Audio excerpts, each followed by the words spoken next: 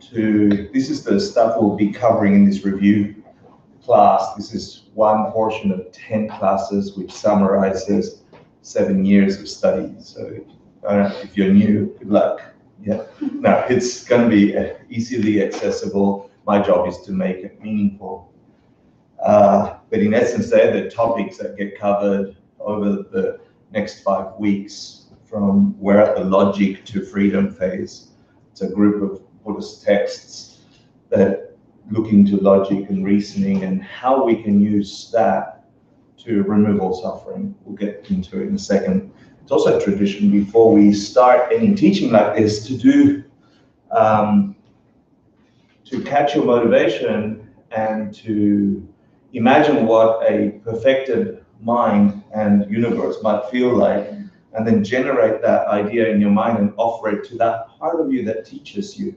You know, because I'm just saying words and some people are going to go, oh, that's meaningful, at the same time that someone's going to go, I'm spacing out, and at the same time someone's going, that's boring. It's not in the words, there's something in us that goes, wow. And so we're sort of bribing that part of us by saying, here's a perfect universe. Please take it in exchange for making Hector's words meaningful. How's that? That's called a mandala offering. And Steve, you can...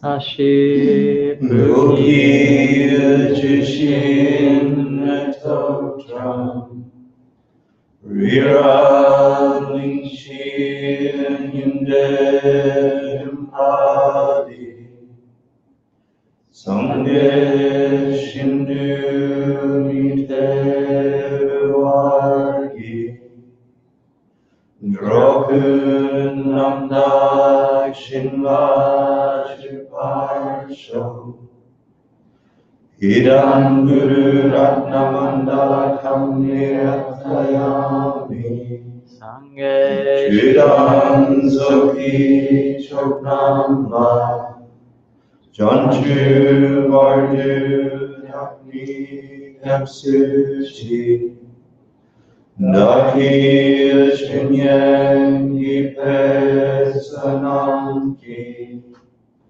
Dravaganchir Sangye Parsho Sangye Chiran Zoki Choknamla Janchu Vardu Dakni Kapsuchi Naki Chinyen Yipesananki Dravaganchir Sangye Druparsho Sangye Chiran Zoki Choknamla Janchu Vardu Dakni Kapsuchi Naki Chinyen Yipesananki Dravaganchir Sangye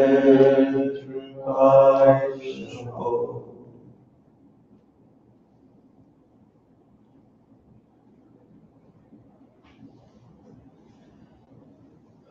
So welcome to the 3 jewels. We're in the middle of the very last course of 18 courses. Yeah.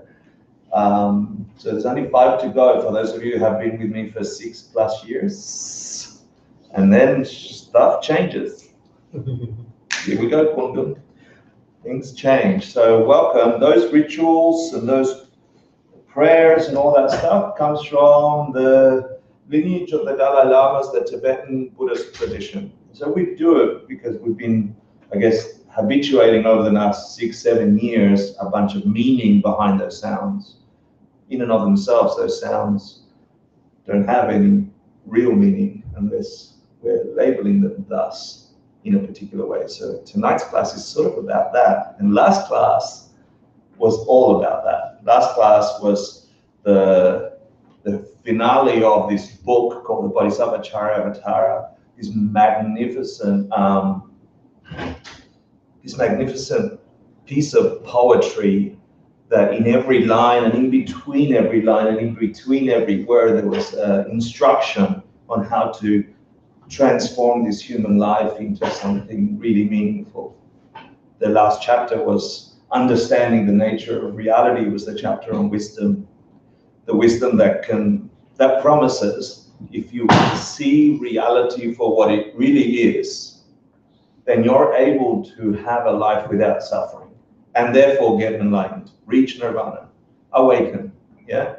And this chapter says you can see that you have the technology to do that. You have a mind, you have a body.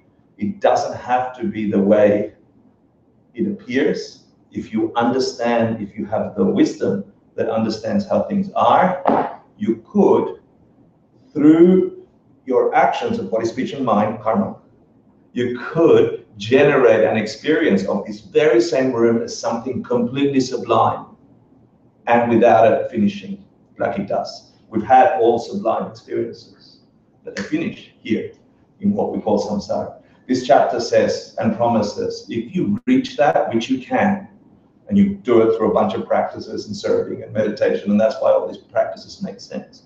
If you can reach that, you, not some stranger, not some Buddha statue, not some guy or girl in history, you, if you as a being can pierce through the illusion of reality and then do the things required, cause and effect, you won't fail. You can experience yourself as something beyond a human that has to go through all the human things that we go through.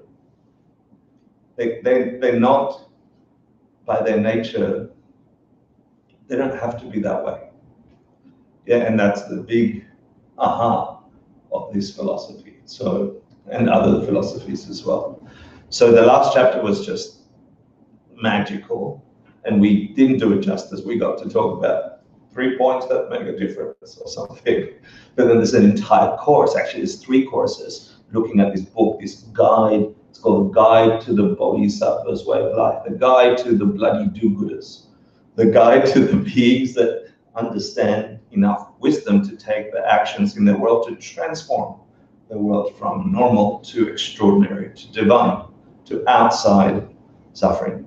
So your jobs, not my jobs, for those of you that were in this class last week and got to hear something, you get to know each other, chat with each other, tell each other your names, and connect with other people in New York that have lives and names and bodies and minds, and just catch up your minds to what we covered last week through a pretend thing called a quiz. It's not really a quiz. It's just an excuse for you guys to share what we got last week. And then on that basis, we'll move on to a brand new topic, that of logic and reasoning, which is like really hard, and I'm nervous to talk about it. Yeah, but I think we'll get something. So welcome to 3 Jewels. I'm going to ask you not to be in exactly the same places that you always were. So I'm going to ask Rachel and Sarah to take this half of the room, and I'm going to get Stephen, Anthony, and Sophia to take this side of the room. Yeah, and then you have 2 big circles of people where you can go through the get to know each other. Can you take that forward? And the point of this exercise is for those people that have been studying these philosophies for 6 years or more, or a little less. This is your practice time. If you've studied this course, ACI 13, 12, then this is your opportunity to put it in terms of people that never heard these ideas, in real terms, not philosophical, blah, blah, Buddhist stuff, real applicable life stuff. Yeah? So that's your job. You've got 10 minutes. Enjoy. Ta-da! Yeah, you can do 2 groups. Is that too many? 2 groups? Okay, huge. Let's do 4 groups. Again, Earl, can you pass this? Sarah, you guys can do 2 groups. They want 2 groups. Maybe faster. So, welcome. Yeah. They requested 2 groups. So if you want to, you can do 1 or 2 groups, whichever will be faster. So I'm just going to do a quick understand the structural fabric. Just one whole section happens every year. Then I'm going to put from a bit of work. I love it. It's really good. Not going all the way or not starting. That's it. Yeah. And then this is all just very preamble. Yeah, so what's your motivation as a practitioner? You know, we've got some obstacles. This will purify you. If you're not or not, then what if there was a fundamental structure, some mistake that we do in our minds? With that. I'm basically who's going to apply the basis, a little bit about that, not very much. Again, this is not in the course, but I think I can't give it to them without this. It's not in the question. I have to tell them that in Buddhism,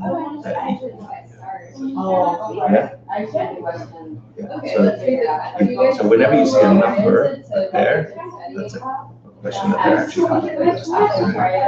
This is all extra stuff. And I think they need to know.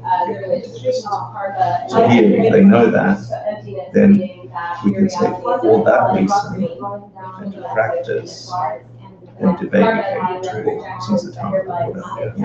It's a huge deal. Force you to experience life in a certain way. And it's always the reason why. Here, so let's back it up everything about the direct is and the deceptive is the deductive is the one that where you drop the pen. Yeah. I didn't want to do the third. Yeah. So that's what it's like things you can see and touch or direct sensible. Nothing is even the micro jumps we do to assume that it's a fact of it. Know that it's there. It's not. Yeah. So then I'll say that investigating truth is a big deal. It's a big thing. That used to happen from religions, not a big deal, just to give them the story. It is important. And we get into this tradition of reading correctly.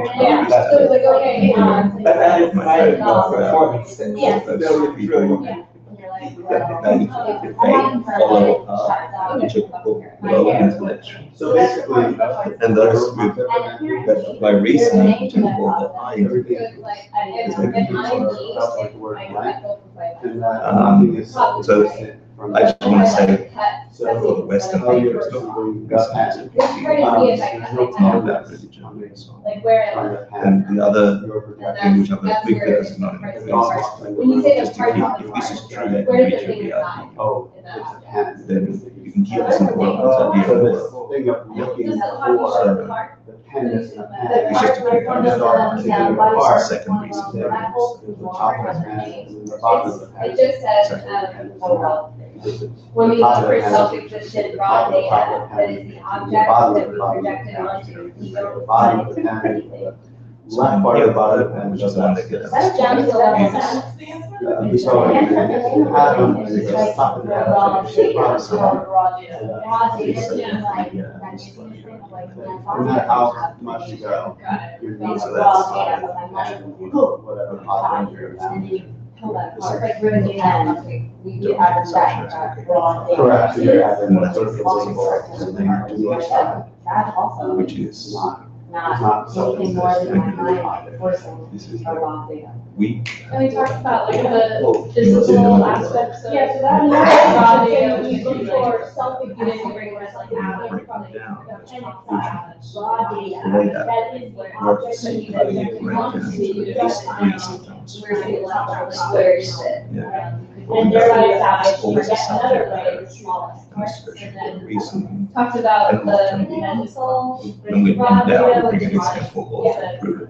Yeah, So moments of sounds awareness. are changing. Yeah, you're on that, Just like what- going into the next question. That makes sense to us. We don't think about it, we just think. The next question is, what do we tend to think of as the ultimate raw data for humans to create decisions?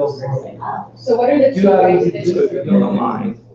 physical and mental, right? It's a simple question. And so what you said is, what is the smallest One addition to physical Is body. it hard? It's like an atom. Or But does then, it? it's funny, we tend to think of that, but at exactly what Sometimes you it said, is misinterpreted. there's It not must part be of the atom, it's not part of the exists. atom. Or the analogy is, if you believe that, then we'll go walk out in front of the bus, which is fine very quickly. Things exist. So when we're saying things like this, we're saying they don't exist, self-existently from their own side. Yeah. I'm not They going say to. Define them. aspects, for mental, they say There are stream of atoms that present play that, motivators. so this That make street up game what where we you're like, call oh, happy happy man, So, yeah. But Yeah. however, But that I mean, gives you you guys the are fullness. why that's so discreet. Is that, I'm not. The atom exists. I mean, I we guess define that it would as be an atom, you like could parse define it as a out wall, what whatever you want to makes define it us as. units of There's a thing. concept. Even that I process. wasn't going to do the three. Sort of works. We all agree there's a thing. Yeah. Another way of viewing it is. They know, that's why I I guess say I that connect they- to like a unit of physical raw Totally data on board. to atoms. Right, right. There's no experiment. I can't even like think about like where's the beginning of human awareness. What did it You exactly can think about when you walked in here, that was like before, but when you walked in here. The tree falls in the forest, You can take any still moment straight, and still find falls in the the forest, Put and the And sound if you waves. sit there long enough, you can find answers. Not It's the same kind of thing as the I atom. don't think. sound is Before for and an after, after all it's of gonna it get pops that. out. Like if there was no marks at the moment to hear the sound, like the When it goes more spatial. So- You can make noise. Sound or islands. You have to access the technique that makes it anything Would that still be. Yeah, or But it's even like, implicit as for we it. try to If you figure want to go out. on, if you want to Like, find the first sound, moment that because you the said, sound I means can you're hear there, it. no, there's no And this sound. applies to this. Right. That, Or following that logic in mind, you can begin to identify but something, just those things. and then you compare it to Exist about something, your and then you question whether or not that was. They don't exist to So me, you but can they think exist of to that, whoever else taking the exists, middle and end including of the that. tree itself. Like, That's I good. guess the mental. Well, I guess back to the question of whether there's material world. Yeah, I think there is, so I think, I think what's outside that Yes, is some of them make. absolutely Yes. exists, right? Where the, Things Um, make sense. Now, maybe not to call it a coffee shop. well, yeah, they're saying whether those are But- well, So maybe Stream of present must I mean, I be believe the that. changing thing. number To three. make Oh, it really? functioning thing. By that law. We all- Wrong. But when you're trying to point Where's the you're thought? saying As a- this Like you never thing really says, know. Like, only exists because you perceive One, it. I see it starts. Like not things are only real changing because thing, you perceive it's them. unchanging. So. Okay, It can't what be made. really That's then different than provides saying, the raw uh, data drop of it, it's this. on the line. Every level See, of that's the question I'm asking, is that the teaching, because it's not true, it's confusing. You said, things only have But they're gonna give you the What answer. really then provides the raw data They're of actually there. for every level of It's from important.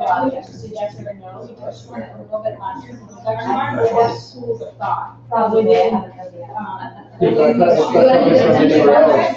That's different interpretation. not really. So there's a scale, there's a level of. I can. Material. Earlier, And it's like a physical thing going on. It's there, and then there's also. I mean, we can. And there's also. Let's change the world. The school that It is there. I'm talking about here, which is another. Quantum that is entirely. Right. So Because that's the lineage of this. You get tired. That- Because we're really like. The philosophy is. If this is a, what is the? Doesn't exist up there. But I think, no, that is better for English. He's right. Not this, if this, then. Yeah, I'm happy to back Well, off. everyone's right. You're the next, you're just. You're the third I question. know everybody needs the. One is just obviously And I just, Yeah. and I'll turn myself But, out. I don't think it's also. No, they're not. What is that thing? No, no. Yeah. Like, it's not something that somebody. And so then how did it ever become unethical food? Like, anyone who would study this, Yeah. question. There's something inside you that forces that experience. And that forcing of pen or I don't think it's not- is what we call It's this. not true. Your It's trauma not activity. not made. Going on to something otherwise, I'm changing. so if it doesn't have that nature of its own. Michael wrote for his But you can't wish it, I can't just be like, That's that's. not true. lineage belief. So, I mean, I know there are various schools of thought. There's Buddhists that don't believe in But, karma. I understood what caused. So, obviously, this school takes beliefs. Then I can actually have So the I'm power curious what to you do believe something on to adapt, what change it could. Just you can correct me if I'm And wrong, what I so do, the I would ultimate, give to we somebody else. studied the If I different wanted more. versions of Buddhism. And then when you're But really the main good one at it, we achieved to is you can the Madhyamika Prajna, make it right there which quicker. is a higher middle way school. But not, Yeah, I believe you can, The actually. true definition of happiness is that obviously you're 100% coming Because from the wishful thing, like, nothing wishing is exists, like, self-exists, right? and that's basically, Taste. I like the analogy of like, But it's you're, just not you're gonna change it right consciously now. loading the Like, film if someone's already tracking dying, reality wishing that they're on not dying, your it's not particular right now. morality and But then there's in always this life. a reason for deficit. That's just But not in made. terms of what we're studying in these classes, we study And then things I'll from all. go through this. Okay, so How we get on number three? Your mind, predict that. With That was this. the thing that just like Let's say really there's a provided category. for That is what we're referring to, right? The higher. I would, I Then would you're agree. special perception perception. of that. I've heard Those are what I just heard in a totally different life. Yeah, that's what Your it actions, is. body, perception, like, impressions of like, It's a result. how it, that's a heard that. And actually it's Yeah. cute. Then what's But it's, yeah. as a definition. Is it related to? Actions. Your place because. They're really arguing. So actually, So then here, But like, I'll my mention objection just to to Which which is that. Yeah, So, yeah. that's exactly how this world functions. And they change People it. experience things in different ways. They emanate. Powerful, your thoughts powerful, but then your thoughts. Right, that's exactly. So This then, thing because does of not. that now nature, Actually, that's affecting it comes from, I mean, if you're a Buddha, and you're Because, able like, to we have That to makes say sense, that. but if there's We have to something, reach that if you're. So that's what if I, if I, Yeah, of that to nature. do that, you need like. And this thing is that. versus So, think That's something something that's about, gonna be a time for us my to, for you to. to chill. that is good. Because we all So we're have gonna different go around experiences. So we can take Our our. world Based on the intensity of it. Yeah, so there's a lot of different The- Not unconscious, what is it? Sorry, so is it safe to Yeah, say it's like spontaneous. everything You that can is perceived is just based on your experience? So for example, rather That than is, using that, describe what it is, we can refer to like an event. and Yeah, not exactly, always- and it's not, We can all I be guess I like, keep saying it's not for it. But like. a choice, I'm not sitting there and for that, oh, there. That stuff. And all your perception about how you perceive things. And then actually, Yeah. saying, oh, I actually. No, actually, tell you six. Yeah. So the view I just talked about is the way No, that but, people will be able to understand this Yeah. definition, Yeah. ultimate form. And if you do that, then you see how many What is the Yeah. option, how do you explain it? You've got to give them the three types of cheese. Learn, even I'm in not saying itself, this is and the then, like, it isn't. I'll give them an example of a jet In and race, of itself. one type of car, And or eight cars of the way we. Yeah. And that's. This one's not very important, but this one. Then They said to have of the rest of that, it. pencilness, that's what we say is bullshit. It doesn't mean that it's like That was awesome. not really there. The only thing that makes it a pencil.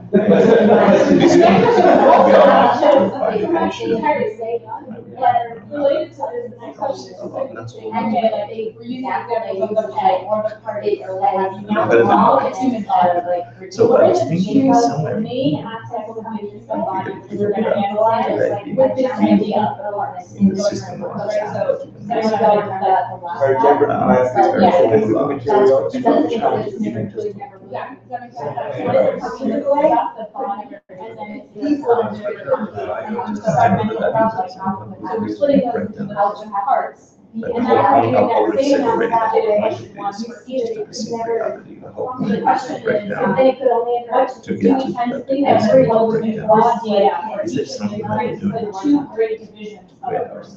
Does that make sense? Exactly, but kind of what you're. That's what I was thinking. I'm just kind of looking at how they wrote the answer, and I think it's worth, I think it's actually worth reading. It's You know, it's doing- The object denied, Yeah, exactly. So on the one hand, it's the atoms Is it that in any given moment self-existent? make up what's called physical body. they think B is the stream of exist present moments of without awareness that over a lifetime make up what we call. that were forced by our past karma to conceptualize in a certain way. I've got a ton. Yeah, so the first So one is the atoms. think of what It's you're a part part that you're forced It's to just see a certain way. a few It couldn't be seen as present aside for awareness that over a lifetime make up what we call. but if. Like there's something there, but it's just not what you think.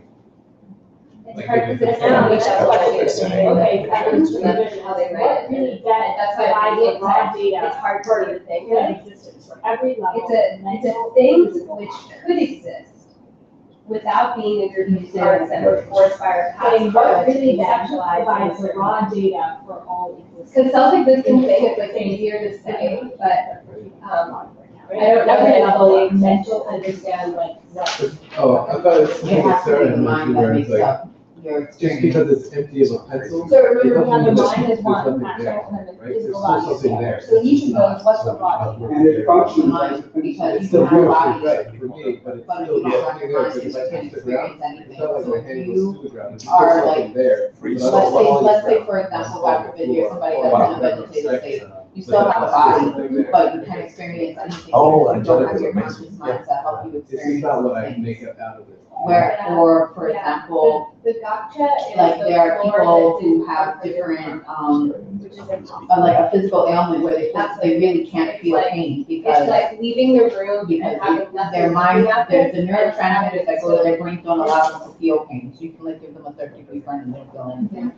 So It's if weird. you don't have your And the mind, rest your of it mind's not says, functioning fully, We you can't have grasp the to same this experience as object everybody else. continually, So that's what provides the data and the learning and everything. like our pain, You like can our see the own point of pain. going in the body, it's not necessarily But it the doesn't same. You just exist, have got the never mind, did it's part of the nervous exist, system. it couldn't exist. But It's like reincarnation full-size, is still, the mind is not the purple mind. apple. No, it's your conscious. So anything But through the body, that we through the perceive in nervous our system, lives, beyond that that. we think it's not coming from our past body and the mind is the same thing. Your conscious. That was focusing right now. I don't know, I think again, it's kind of a sophisticated argument, the raw data, you're looking at that, you're looking at the data. We win. There's a big debate. I You just arrived It's a closed loop of an argument, In of course, you know, when did you stop? Oh, I already- But he's amazing. The answer is, that's the wrong question. Right, but the answer, the answer to my question is, when did you stop? You decide you always. So, you know, maybe the mind, or what we think of as consciousness, is a whole combination system If you decide. that are operating in circuits like, I haven't. if you say, well, where's the one that matter? It's not, it's, first off, you need to live in body. You decided to go back over. Most Just start scientists doing. say, I'll argue that point. You need a living body that has consciousness. So you need a living body breathing all your axons and. I have to do like ACI. You do those firings. And then if you have more surgery time, you can Contains through. not only awareness, but self-awareness. There's all recruiting for And their that goes person pretty over far. there. So when you're like, what's the little part? I didn't describe the little part, I described an entire system that morphs and changes over time. That's kind of what their point is. Well, their point is if you say it's a system that morphs and changes over time, that can't exist. Yeah. No, I might have done Oh, that. okay. Yeah, with that. Yeah, yeah. Hey, how are you? So there, for me, the answer is projections force do not inspire past karma at every level. You're saying that that's the wrong answer. Right. That makes sense. So we don't all agree. That's why it pitched it that way. A system that changes over time. I just made that up right now, but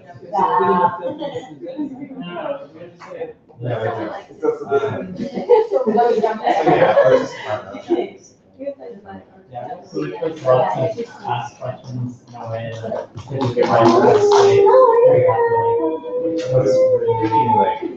happily.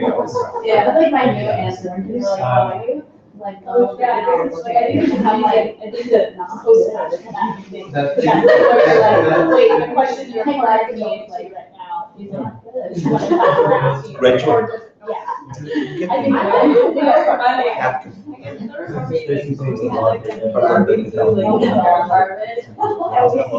Yeah. Good. Rachel, yes, But I'm okay. I'm still maintaining close. Good. That was good. Now, let's say you was a martyr, it was great to work on the election. Yeah. Yeah, to the border of Mexico, which is to divert attention. It's ridiculous. Yeah, actually, I also have been offering money to them.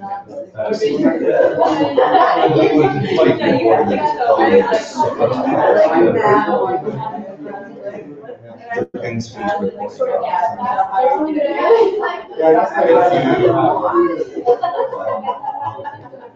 Enjoy whatever, add your name to the list.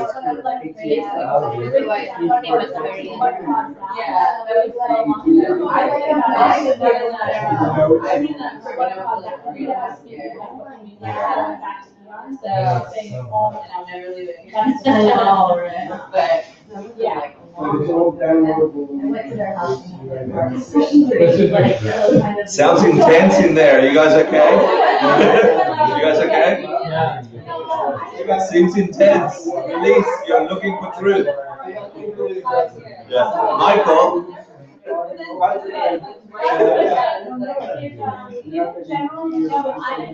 The object which the middle way denies.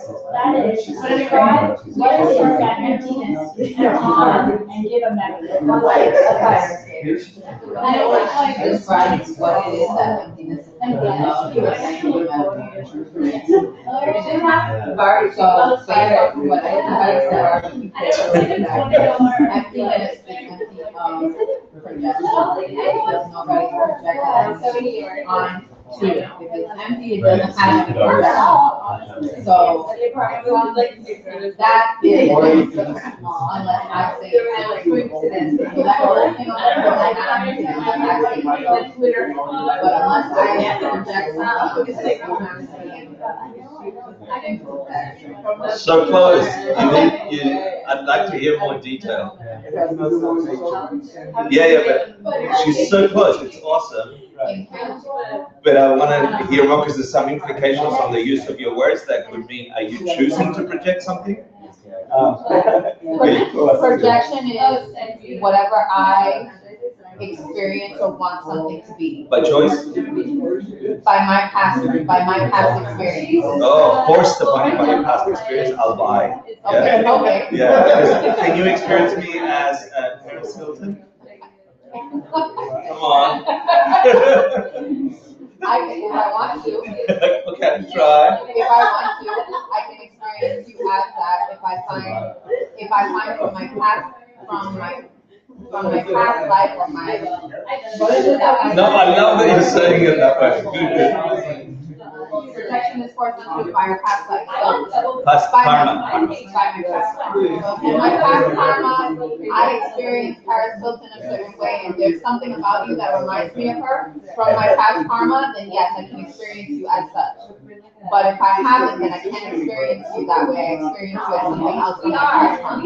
So I can't experience that as if I haven't. Yeah, it's more than experiencing it before, it's creating the courses. So that we've got to get really right, yeah? You're 90% there. It's so cool to hear, because I haven't heard you explain it before. No, this is my first time here. Yeah, it's weird, yeah. Okay, yeah, it's amazing. Yeah.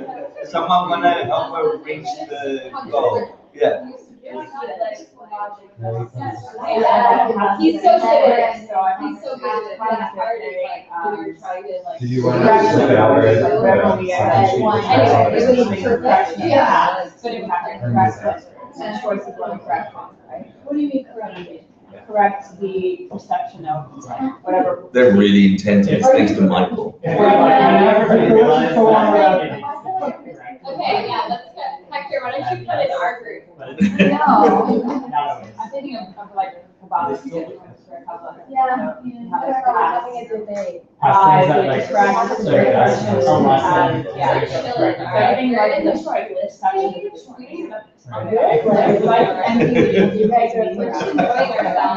That's great, that's a really good way to keep that karma going.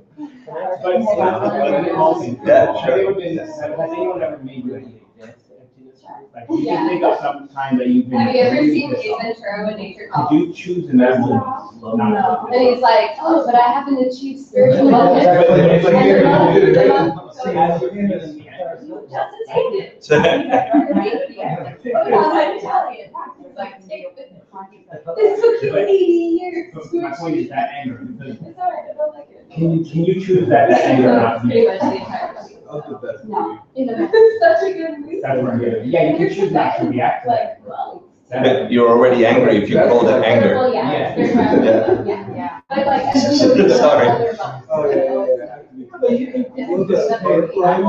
Oh, that, what can you dissipate? You can recognize. What can you recognize? Oh, it's already anger. Yeah, but then it's not. Yeah, but when it is, it's already Yeah, anger. but I recognize you as anger. Yeah. I can't make you disappear, so I can make anger disappear. Correct. And time will help you do that. Time will help you do that. Yeah, it's not necessarily by choice that you make anger disappear. That can be debated tonight. Actually, that's a really good thing. Some people can. I remember the first time I was able to do that. And some people, there's no amount of pushing and digging and pretending that will let that reduce. It took me 3 months to do the angry boss anger thing. It's a really good point. I love it because the fact that you're all like intensely weird at the moment, and by you I meant this side.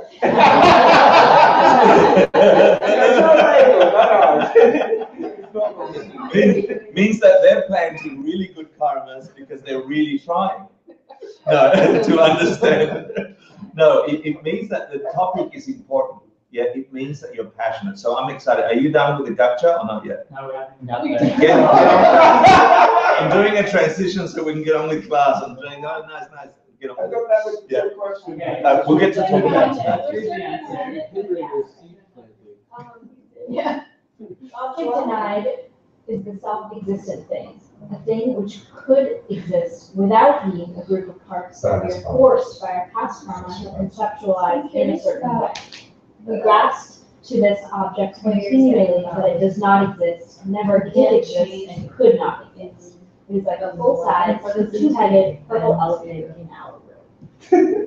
Can you say that in layman's terms? Genetic manipulation could create. So Yeah. something that Yeah. exists You have to get more without skills. causes, something that exists without And then force you creating the causes to stay the way it You'll goes notice, now, I don't it know. never exists. You can force to That's be the argument closer. we You get room not it being seems there, with the that train of you thoughts not being really it's just a karma right without oh, you did this this time. So without projection. At this time, and But- now it's shorter than when you were. for the one perceiving it. Yeah. Yeah, But it's for the perceiver. So that piece of paper, that piece of thing on the floor couldn't be paper unless there was something forcing you. By itself, without you there, it can't be paper. Okay. It is a thing, it's not a thing, Okay. but it's not paper.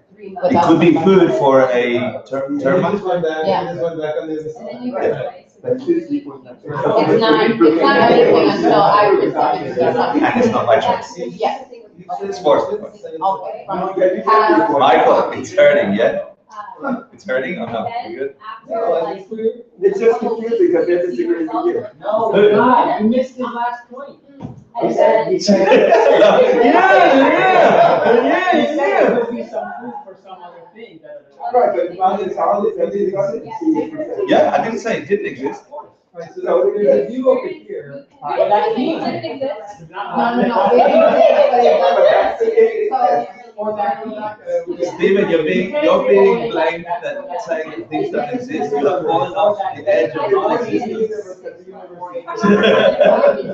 but it happens differently to different people or different I beings. totally agree with that. If a tree falls in the forest and no one is there to see it, well, is there a tree, is there a forest, we're celebrating. Not if there's no one there to see it. Is there matter for people to walk into that scenario and go, a tree must have fallen here? Yeah, there's matter.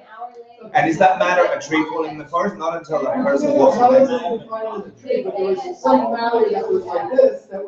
Not until someone saw it on the ground and made the deductive reasoning that it fell over. And it doesn't mean that it's not there. It just means not there until someone experiences this. Is there matter? Absolutely. Can you find it separate to the person walking in there? It's possible. Because you need someone to look at it. We disagree. Okay. Good. Let's go there. And it's also not practical. This is just an abstract discussion. No. It's totally practical. We'll get to it. Yeah. Totally more practical than I can tell you. So we're not going to do the abstract application. Yeah. If you do the courses, you do. Thank you. So this is a summary of 12 courses. Yeah. 12 classes. Quick one. You're walking down the street, you're singing a, Britney Spears song to yourself on your Yeah. And a meteor falls from the sky. Yeah. Actually, you're walking in a desert, no one's around. A meteor falls from the sky, nobody sees it fall, smashes you and kills you. Yeah. You experience. Does the meteor exist? You got killed. Did it exist when it was up in the sky? Huh? Did it exist when it was up in the sky? I don't know what you mean. When it was before you became aware of it. When it was 1,000 feet up, or was it close to it? Yeah. Was it material? Of course it is. We're not saying there's no material. It's just the way that we experience material is not the way the material is separate to your perception. That's all we're saying. No. It's fundamental to the world. Yeah. Play with it, Michael. It will help. Okay, ladies and gentlemen. Can we have your attention, please? Rachel, are you doing this? Yeah. See what I got to deal with now? I'll bring in your mom. Are you still doing it? Big trouble, big headache. Huh? Big headache.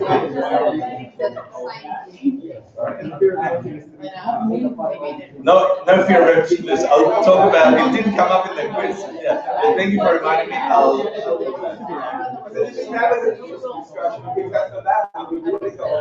Yeah. But you've got to remember my last discussion with you, which I've got content I have to do through. Yeah. We can talk about that more There later. is not one single name.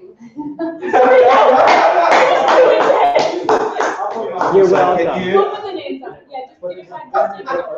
Yeah, Rachel, we'll write the names after class. You know last name. I know most. That's what you get for asking for last names. Now you get to know. We're gonna pass it around right now. Okay. Pass it around, yeah. Welcome to Buddhist class. You weirdos. You're weird. Michael, nice to see you. Michael, meet Michael. Is there any other Michaels here? No. We're all Michael. We're all Michael. When I was here 2 classes ago, we all picked 3 males, and all of them were Michael. That's awesome.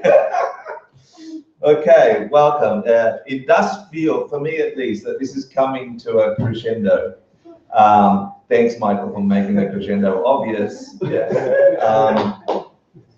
No, but I love it. That stuff that's going on in that group, that lively discussion, is whether or not things exist versus how they exist. Yeah, is fundamental understanding. Yeah, it is the subject that we covered last time. Wisdom, emptiness. What is emptiness?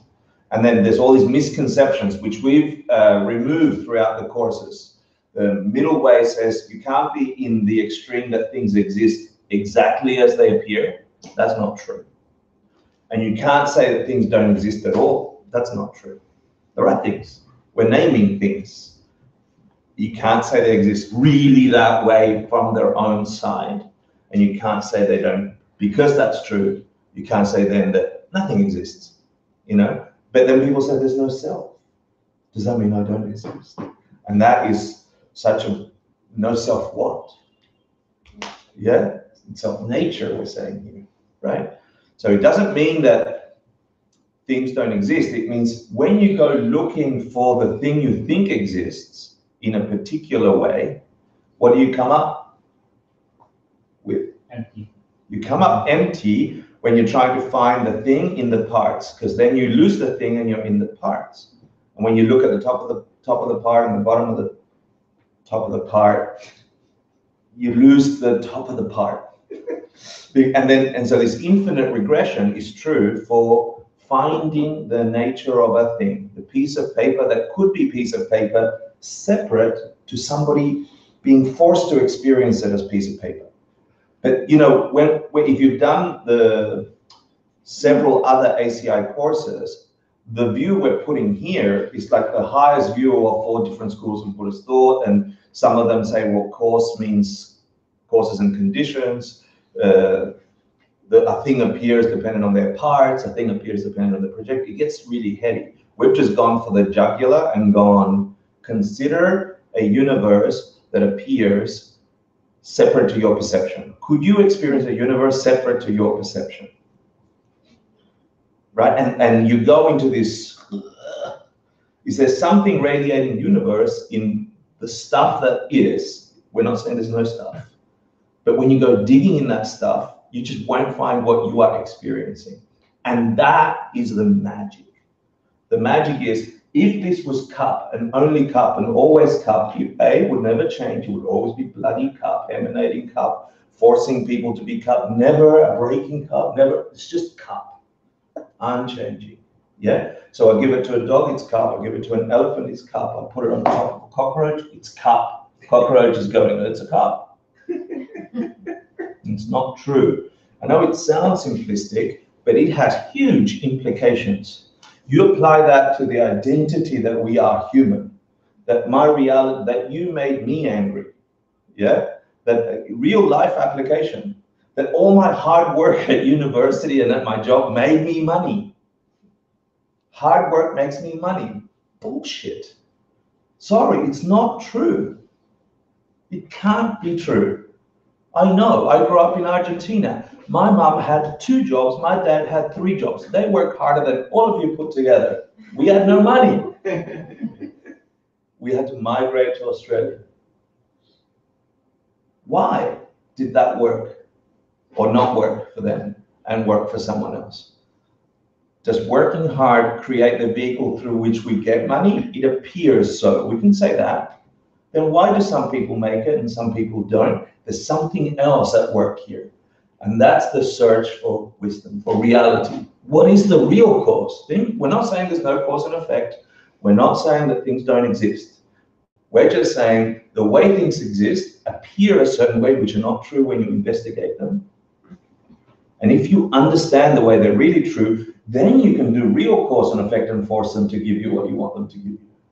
And what we all want is some kind of peace, some kind of happiness. Imagine you get all the money in the world, all the health in the world, all the relationship, eventually you get everything you want.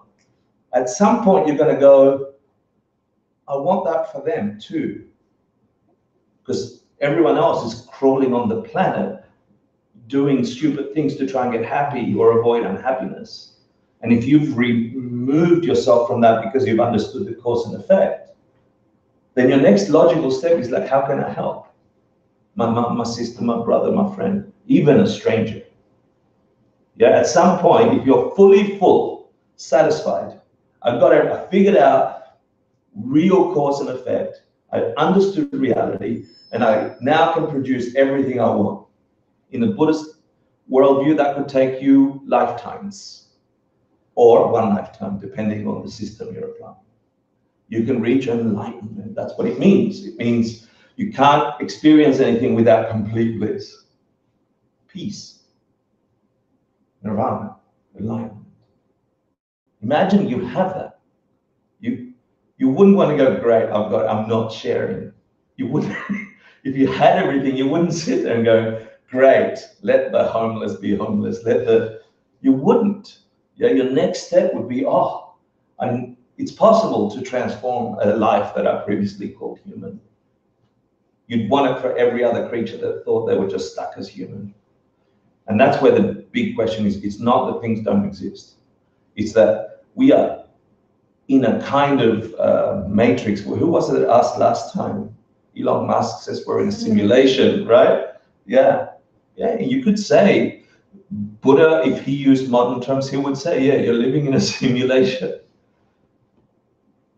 And you can figure out the code and remove the simulation. It's not that things magically change, they gradually transform, and you get to reality. So that was last course, not this course. Yeah, so, but you need that course. And this course will help you understand why that is the Mecca, why that is the golden chalice, why that is understanding wisdom, understanding emptiness, understanding what does it really mean, not intellectually, because we'll get it first, but really what is it like to experience the world with that reality in your deepest part, in your heart, and living by that code. What could that do to the simulation that tells me I have to go through a sequence of events that we call human? That simulation can break. So I want to just remind everybody, we're studying a course based on the 5 great subjects or 5 great books that are studied in a monastery, Tibetan Buddhist monastery specifically.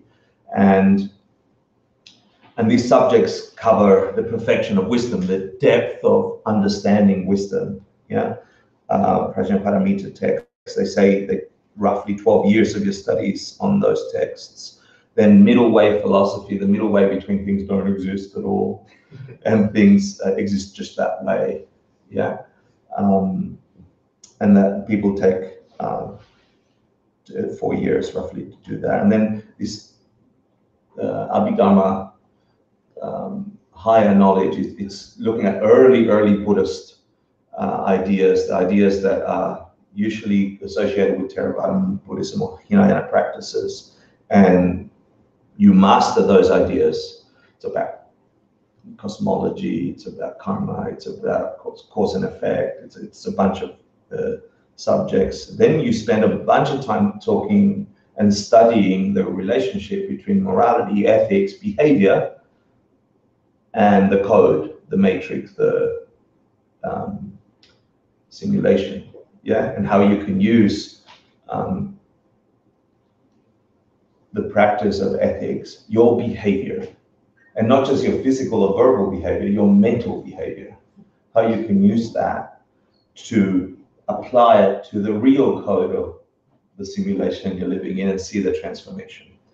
And then there's a bunch of study on logic. Every winter, a couple of months, people in this system that want to become geshes, like the Dalai Lama went through this training, all the monks and that have gone through that training study these very texts. There's a bunch of study on logic, perception, cognition, like in search for the thing that we're engaging with reality, in search for, well, let's see how this thing that I'm in works.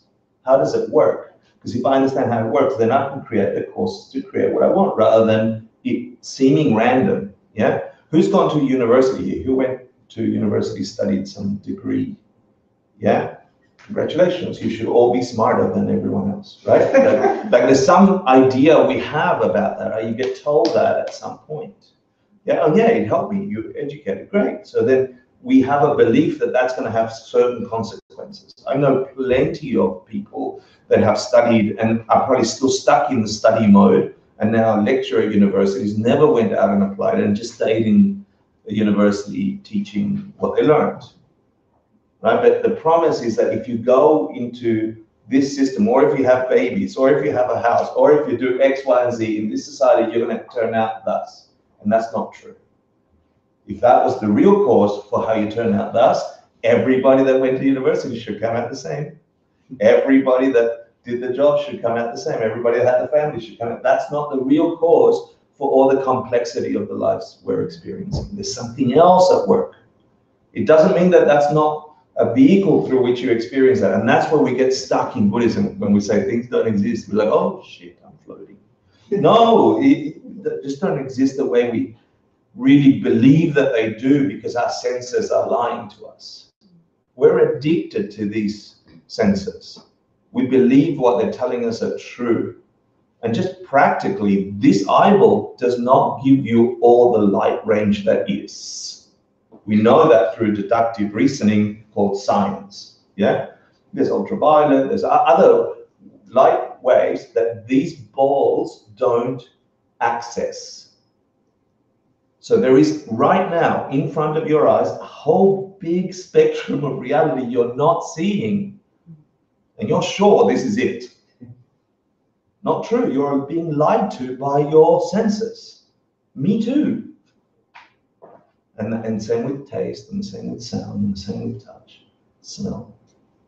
Yeah? So you can understand that logically, but what use is it? For what purpose do we want to investigate these things? So the logic and perception dives deep into that. Okay, let's grab all this stuff that's entering our senses and the way we are experiencing it and dissect it. Let's see real causes. Let's go find reality. Yeah. And then in these courses, we also teach the Lam Ring, which in essence is the collection of those put into a sequential order and a practicable thing.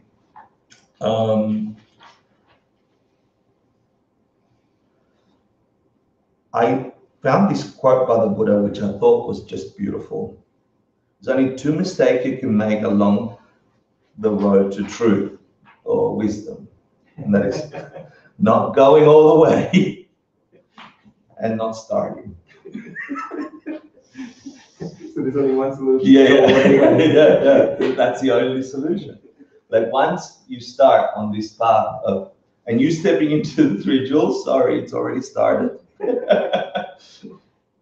You've already began this deconstruction of the simulation. You can't undo it if what we're talking about is true. Yeah, and I'll say it again because I say it every class. I don't need you to be Buddhists. Yeah, if Buddhists don't have the right to truth, they have a method to reach it. Buddhists have a method, not all Buddhists, but we don't need to be Buddhists to investigate what the hell is happening to my reality.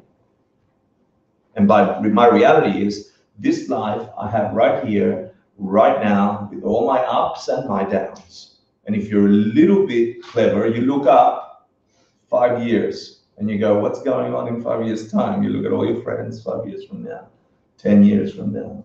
You look at your boss and you're like, I'm going to become like them. Oh, shit. If I keep doing this, I'm going to become like them. Just a little bit of logic, a little bit of reasoning. Yeah. If I'm on Instagram 4 hours a day, I'm going to become like all the people on the train. Yeah. No, I noticed myself taking a picture of all these people on the subway because the entire cart was stuck on their phone. But I only noticed it for a second because I went back on the phone to put it in. And I'm like, what am I doing? Welcome. to the world. What else? I want to tell you one more thing.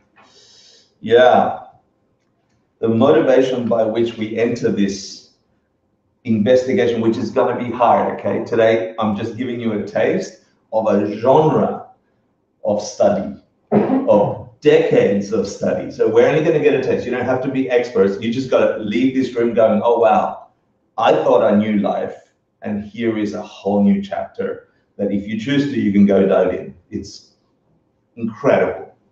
Yeah, it's incredible. So if you're a practitioner, meaning you're a Buddhist, you think you're a Buddhist, right? Which means you take refuge, yeah? Which means you try and see the world in a certain way, which means maybe you took vows, maybe you are being kind to people that you want to punch in the face, right? I'm a Buddhist. Yeah, that's all it means. It means you make me angry, but I'm not going to hit you, yeah? If you're a practitioner, then you'll recognize that we have some obstacles to really reaching the goals of the practice, yeah? Having that direct perception of reality, meditating in the right way about the right thing, having consistency in whatever it is as a practitioner, then your motivation for listening to this topic, the one that dissects reality and gives you access, the doorway to emptiness, should be to remove those obstacles. Yeah, there's something in my mind. An obstacle just means there's something in my mind, my habit of being, that is preventing me to reach what I want to reach. So as a practitioner, you're very clear about what those things might be. I'm not asking you to feel bad about not doing stuff. You do that all on your own. I don't need to help you with that, right? I do it too. I'm saying for real, whatever the impulse is that's preventing you from going that extra step. You know, what was the quote from the Buddha? 2 problems, not starting or not going all the way and not starting it. Something's preventing us from really going on as practitioners, right? What is it? So then your motivation for listening to tonight's ideas are, can that break? And so you would do that by begging your teacher to help you to really bless your mind and say, may I hear something tonight that will break that for me. And then there's the rest of us, you know. And so I propose that the topic tonight, that thing that dissects the mistake that causes our pain, our suffering, I propose that what if, even though we know that we think we know life, what if there's something, some corner of your mind you haven't yet reached? You haven't understood something about your mind that you could understand tonight or through the study of this topic that showed you clearly what it is that binds you to suffering, binds you to the hurt, binds you to not being able to hold on to the things we want. Everyone's looking for, I want these things, I don't want these things. And we're forever meeting those things we don't want and pushing them away and chasing after the things we want, because as soon as we get them, we get dissatisfied, they disappear, or we never reach them. And that's life on this planet for an ant, for an elephant, for a lion, for a cat, for a human. That's it. That's how we spend our breaths, chasing those things that when we reach them, we're either that we lose them or we lose interest in them, which is worse. It's a disease. Yeah. Oh, I worked 10 years to get that house. I hate the house. I'm buying a new house, another 10 years. Stupid. It's insane. And we're doing it constantly. So for the rest of us, maybe there is something in the structure of our mind that is actually causing that. It's not in buying more houses. It's not in not going to university or going to university. What if I propose that through the study of this, you could find a corner of your mind, a secret of how it is that the mistake that actually causes our suffering can be stopped, can be discovered. and therefore can be undone. So that's what I'm proposing.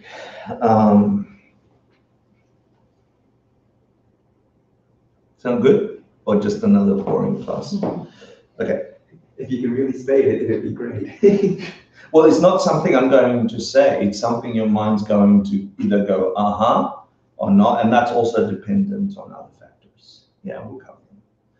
So I just want you to know that this is not invented by me or my teacher or anyone. In fact, the stuff we're studying comes directly from the time of the Buddha. There was Master Dignaga, I think, wrote a text in the 400s, which Master Dharmakirti, 630 AD, sort of wrote a commentary on Sema, or valid perception, pramana in Sanskrit, that describes logic and perception. Yeah. And do you remember why logic and perception is important? We covered it earlier today. Why are we bothering to study this thing called logic or perception? Why? It's the first way you can realize something. We're investigating reality. We're looking at what is all these things we're engaging with, trying to get, trying to avoid. That reality, we think it's moving those parts is making us happy. Well, let's investigate how those parts are in relation to our perception, because we're part of the game. So understanding that might undo the mistake that creates the simulation. Fair? That's the one of the points. There'll be 3 points while we study this thing. So I guess the first thing I want you to know is that the word pramana means, anyone that's studied it before? Perception. Valid perception or just perception? Valid. Sema in Tibetan, pramana. Go. Correct perception or valid perception? Correct perception, valid perception. Pramana, sema, okay? And so that implies what? If there's a valid perception or a correct perception, there must be a incorrect perception, right? So when I first heard this, I'm like, oh, is that the mistake he was talking about? Is it the, and that's not quite the mistake we're talking about. We're having valid perceptions, valid for whom? Yeah, we're having valid perception 99.999% of the time. Very few times we're not having valid perceptions. And valid perceptions meaning perceptions for humans, yeah, that look like trees felled in the forest rather than my food smashed me in the face. Yeah, if you're a tree and whatever tree eating thing. Yeah, yeah. Spoken by a human perspective. So a few things that can be said not to be valid perceptions are those mistaken perceptions where you'd see a leaf crossing the road through because of wind and you think of it as an animal or something, and you know that's not a correct perception. It's a leaf, it's not a rat. Or another example of what's not a valid perception is if your emotions are so heightened, if you're so drugged up on anger or hatred or lust or whatever, that you're misinterpreting the words from the person who's trying to tell you something, you just cannot hear it because you're venomous about it and everything she's saying is telling you, that's also part of the category that's not valid. She's not trying to make you feel that way. You're so enraged that you can't connect with nominal reality. Yeah, fair? So understand that when we're talking about sema or pramana, we're talking about 99.99% of your experiences. You're sitting on cushions. You're in a room. You're not in a room, even though the room is empty. That's why it's full.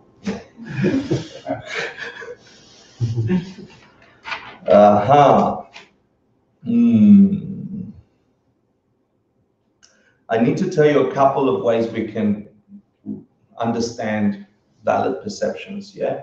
You can have a valid perception that is, there are 3 types. I'm going to ask you for 2, for those of you that studied. 2 types of valid perception. You can validly perceive something. Let's say 2 types.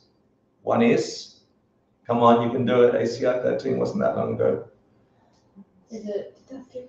Deductive is one of them, but direct is the most obvious one, right? So just get this, in the world of Buddhist thought, to try and get to reality, We're jumping over these hurdles to make sure all these things are clear. So number one, you can have a direct, valid perception of this. What is this? Yeah, how do you know? Yeah, your eye connected with it, right? Okay, I'm rolling it up. Yeah, it's now a piece of paper. It's now a roll of paper. Yeah, it's in my left hand. Direct, is everyone looking? Okay, keep looking. Okay.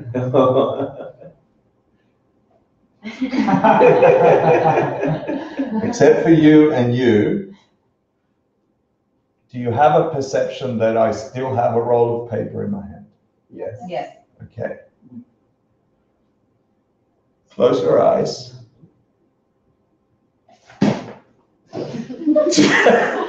With your eyes closed, do you have a perception that the paper is no longer in my hands? Yes. Okay, let's check with direct perception. You can open your eyes. Yeah, you were right. Amazing. You just had a deductive, valid perception. Did you or did you not? Did you see the paper fall? No. No, you heard a sound. Right. Does that sound always necessarily mean papers fall? No. No. But something happened in the sequence of events in your mind that led you to jumping to conclusions, let's say, that were valid, right? That makes sense. So far, no big deal, right? We can operate the subway and make the beds and cook our food with this direct perception. I see a tomato. I turn around, the tomato is probably still there. Oops, yes it is. Right? We're good with that. Deductive reasoning we're using all the time. I'm gonna propose that deductive reason that lets us investigate reality beyond the limits of our senses that I just covered. Do you agree our senses are limited? Yeah. And therefore reality is more than what our senses say. Is that fair? Yeah. Yeah. So direct perception, direct pramana isn't enough to understand reality. Is that fair? So we need to use more what? Logic. Logic. This is where logic makes sense. You want to understand reality, you can't just walk around and say papers are papers. You can't just say tomatoes are tomatoes. You can't say trees that fell down are trees that fell down. That does not mean trees didn't fall down. That does not mean tomatoes aren't tomatoes. That does not mean that papers are not papers. They are those things for those beings that are interpreting reality through those senses. Fair so far? Okay. You're entering the realm of your own mind. It's not anyone else's, who has a much broader access to reality, to undoing the simulation. I just want to say matrix all the time. Yeah, and so a system of investigation grew in Buddhist thought from the time of the Buddha and before to dig deep into reality using deductive reasoning. Yeah, and at the same time, when Nagarjuna was around, Aristotle was doing it in Greece, or yeah, something like that. That was the same time? Well, it's time Nagarjuna was doing it. But didn't Nagarjuna live there like 600 years? He did, so which Nagarjuna? Who knows? Yeah. So then I want to type, you got the premise of pramana, perception, valid, direct. Yeah, we got it? It's going to help us look beyond our eyes, hear beyond our ears. And you have that technology right now, because you have a mind that heard me drop papers, and you were right. You did that through deductive reasoning. Congratulations, you can do it. You can also reach enlightenment and see the world for what it is. You just got to build that muscle. So how do we build that muscle? Lots of things. Study, study, study. Virtue, virtue, virtue. But one systematized way of doing it is this whole art of debate. This is His Holiness the Dalai Lama, I think, doing his Geshe debate. It's an important debate that he took to be accepted as something. It's a huge deal in this system because you get to build that muscle of deductive reasoning and understand what the hell is going on in the reality that is lying to you. The world you're seeing right now isn't the world. The colors you're seeing isn't color. Sorry, the sounds Hector's emitting aren't all the sounds that are here. You're being lied to. So you need deductive reason to reach that. And debate is a formalized way of doing that. In the time of the Buddha, that was happening. That would happen in front of kings to settle philosophical differences between religious groups and people and cultures and so on. And if you lost a logical debate, you would get told to shut up and you'd have to go and join the other person's religion. Right? It was a kind of currency. Because you would go, you just broke my way of thinking.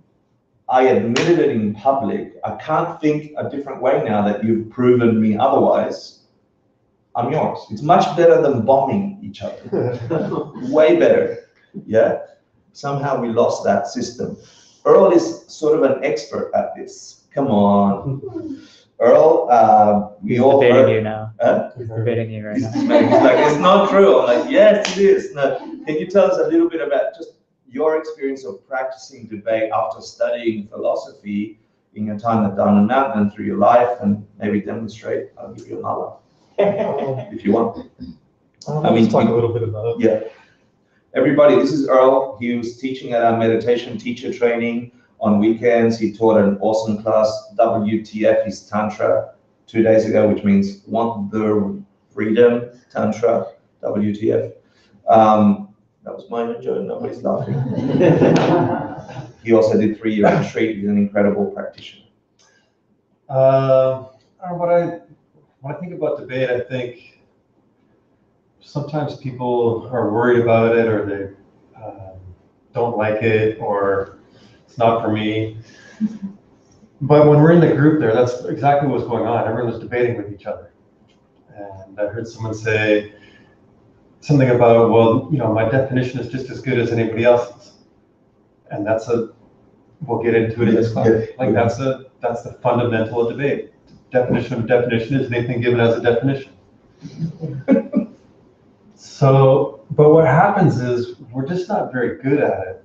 And the formalized system of debate or studying debate helps us get better at debate. So somebody came up to me a little while ago and said that this idea of sitting in meditation is a patriarchal idea. And that for women, it's more access through movement. So that was her debate. And so I was talking to somebody last night about this idea because I thought it was interesting. And she said, well, the whole language is patriarchal. And she kind of went off on this, our language is patriarchal. She went off on this long thing. I said, is that you, Rachel? Sorry. I said, no, I'm kidding. I said, yeah, but is sitting meditation patriarchal? She said, well, the whole education system. And then she went on to this whole thing. And it's like, but is the sitting meditation patriarchal?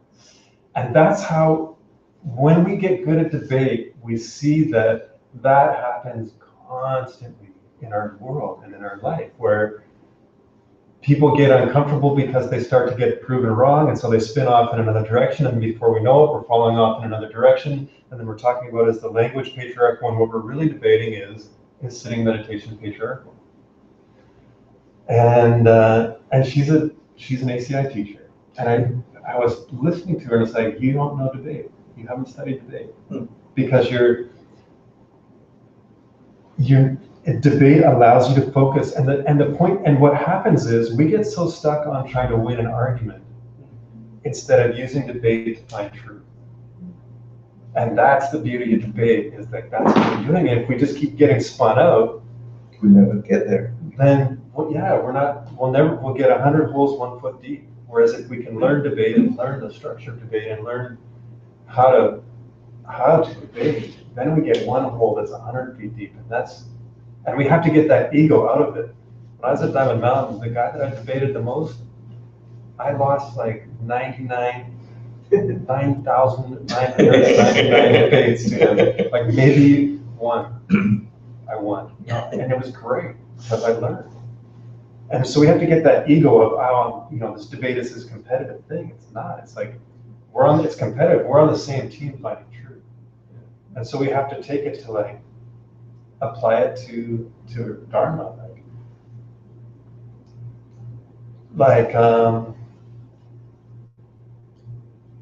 Everything's caused by karma, right? Like we just had that. Anything that's not caused by karma is a gakja, and a gakja doesn't exist. So everything's caused by karma, right? Yes. Right. Everything's caused by karma. So emptiness is caused by karma. Right? So emptiness is caused by karma. The awareness that it is, but not it. So emptiness is not caused by karma. Because it's pre-caused. So it's not caused by karma, so it's a self-existent thing. It's not a thing. Does it exist? To those who realize it. Does it exist? If you realize it. Does it exist? See, this is the thing, right? Yeah. You have to ask the question. Does it exist? Is it an existing thing? Maybe the fundamental theory of karma is flawed. Yeah. So again, you can see like, yeah. So anyway, that's like, I don't want to take the time. That's okay, class, you got 2 minutes. That's what you use it for, and so we work together to try to find truth. So, and it was happening. Yeah. I mean, it happens naturally. We do it all the time. All the time we're using logic, but we just don't do it very well. And so debate gives us a structure to do it well, to dig a hole 100 feet deep. And it should be fun. It should be joyful, and it shouldn't be egotistical, and hopefully the tendency, I think, is to get aggressive. I know that I have that fault, and it should be joyful. It should be like a team. We're a team getting at truth. Yeah, thank you. So we're only going to touch the format of debate. Thank you, Earl. He really is a master of it. I am all the things he said you shouldn't do about it. I want to avoid it. I don't want to think about it. I'll show you my way into truth now. Here it is. Here are some reasons you'd study logic, right? The first one is to have a direct experience of reality, to see emptiness directly and what that whole thing means. And Lord Maitreya described 2 kinds of students or practitioners. Ones that are of low intellectual capacity and just follow by faith. Yeah, they're like, okay, that sounds good, I'll do that. That's me. Okay, I've proved it. I've proved enough, like 80 or 30%. I don't know, a small percentage of these concepts. I've had enough electricity through. I've got shocked enough to go, okay, I can't be bothered thinking through all the rest. I'll just do what I'm told. Yeah. So that's me. And then Lord Maitreya said also that the serious practitioners, the ones of great intellect, they practice because of reasoning, because they understand that they have the discipline to go through and break it down through logic and reasoning, investigation of pramana. And they're the real high practitioners. I'm definitely not. I'd say Earl is. Yeah. I'm not just pissing in your pocket, because that would be wet. So yeah, I did it then. I just avoided going straight to why I said that. Anyway. Avoided it, so I changed it. Another reason is, if Dharma is really the investigation of reality, if Dharma lets you reach a truth, I'm not saying be a Buddhist, please don't hear it that way. If Dharma is the processes we go through to wake up, then a reason to study logic is to keep that in the world for people to wake up. Yeah, so come on, read the quote. Suppose the person comes to understand the scriptural tradition for how to reason. This art of proving or disproving things. I've asked them like this as a person who keeps the teachings of the totally enlightened Buddhists safe here in the world. Yeah, thank you. So it's understanding this, the process that we just went through, that mini process with Earl, keeps the truth alive. Yeah? So that's another reason. Third reason, which is one that's most quoted, has to do with stopping suffering or the causes of suffering. The Buddha told this story in a sutra where he described a bunch of monastics that were together, and this one monastic was leaving early all the time, and the other monks started gossiping about him leaving early because he went into town. And they started just saying he probably goes into town because he likes drinking or hanging out with the girls, or they started a story and a story and a story, until the entire monastery, a group of monks, kicked him out of their circle, kicked him out of the monastery. Yeah. And it ended up that he was going into town to teach the lay people wisdom. Yeah, the reality was that. So the Buddha was giving discourse describing this thing, and he goes, and that was me. I was that stupid monk that started the rumors, and because of that, I lived 500 years as a dog or something, like something terrible. So his main reason for studying logic is, someone read that one? Only I, or someone like me, is able to judge another person. No other person should ever judge another, for they will surely fall. Fall. Yeah. So me, like someone like me, meaning a being that can see all things, an enlightened being. Unless you can read another person's mind, you've got no idea what's going on. You can judge their behavior, say, don't knife Stephen, please. Yeah? You can say knifing Stephen is a bad thing. But I've got no idea what she's perceiving. Maybe she saw the snake bite Stephen and she's cutting him open to release the poison. And I came in too late and I punch her in the face. With compassion, right? So unless you really understand what's going on, judging the person will just make problems for you, because those actions will have consequences. Cause and effect never fail. What you're doing will have consequences for you. Yeah, whatever's going on in your head. So that's one thing. So here comes the big proposal. Remember I said the motivation for a practitioner and for us all? What if we found some mechanic in our mind that actually makes a mistake? And here comes the structure of debate. Here comes the structure of logic and reasoning. This is your head. Right? And you're projecting your reality. And then we quickly jump into conclusions about reality, about the way we see the world, unexamined, right? So what if we look inside and see what is it that when we see something, we quickly jump to conclusions? What is it that is inside there? The real thing inside your mind, creating whole scenarios and whole jumping to conclusions. And this is the structure to logic. It says that there are, is it there? Not yet.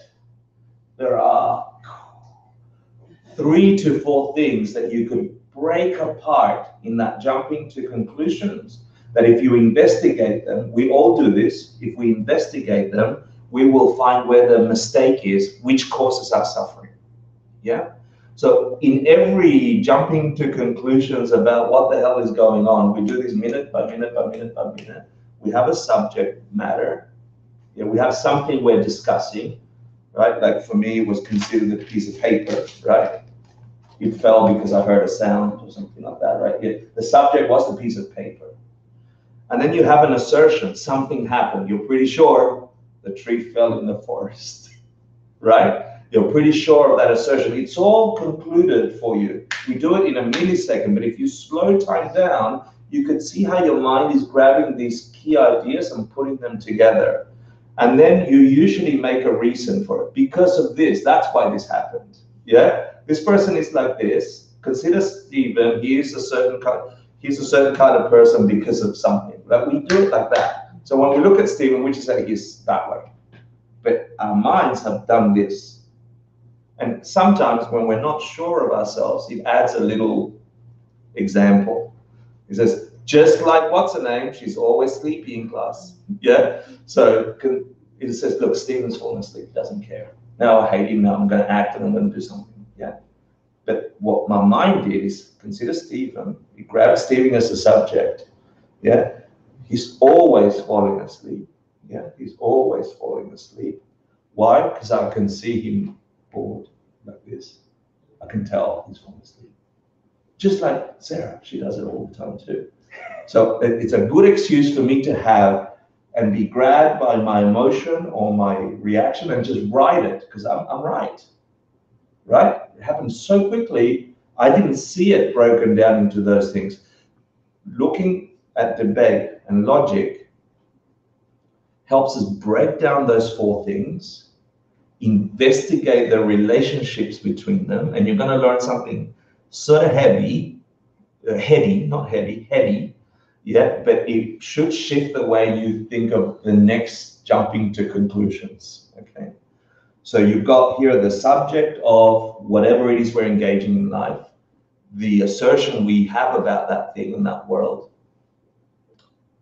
some reason we made up in a millisecond, and usually we have an example. So it goes something like this: consider something.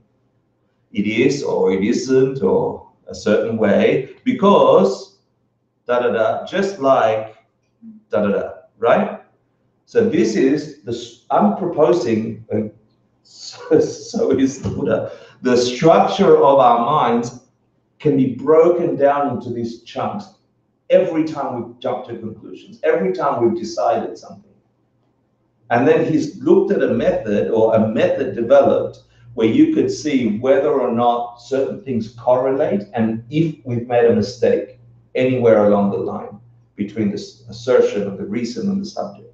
And if we have, we're probably acting because of the wrong information versus the right information. We're acting not in accord with reality. We're acting just because we're used to it.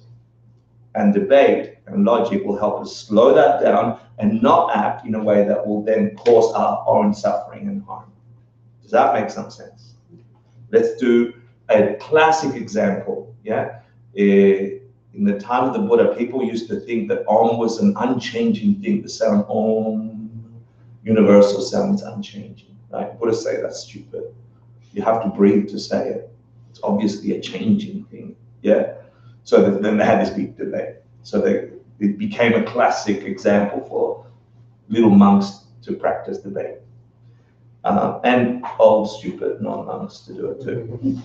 So you go consider sound or sounds. Yeah, let's consider sounds. We're all considering sounds. Yeah. They are changing things because they're made. Does that sound reasonable to us? Yeah, consider sounds are changing things because they're made. Yeah. We don't even think about it in those brackets. Sounds are changing. Yes or no? Yes. Yeah, but usually we have a reason. And sometimes we have like boiling water makes steam. I just added that for your head. Well, it's the same process, isn't it? A changing thing, boiling water makes steam. If you don't have a changing thing, it doesn't create another changing. Yeah, boiling water makes steam. Sounds are made, and therefore they're changing. That's the assertion here. Are you following so far, or is it getting headed? No, following. Hmm? Following. Following. So far we've got subject. That's why I need you to learn that the assumptions we come to have a subject, an assertion, a reason, and sometimes like an example. You will find this when you walk out the door about everything. Look at the door, it's shut because it's touching the side or something. It doesn't mean you're wrong. It just means it happens like that. And we act on those assumptions or those reasonings, and sometimes they're incorrect. And this helps us figure out whether they're correct or not. Let's do another example. This is.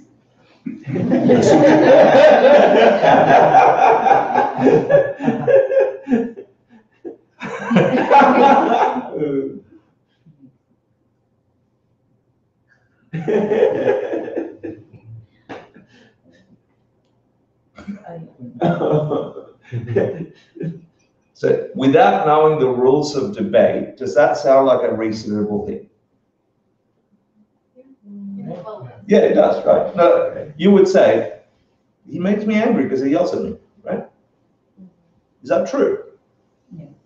No. Yes and no. Oy. So here comes our.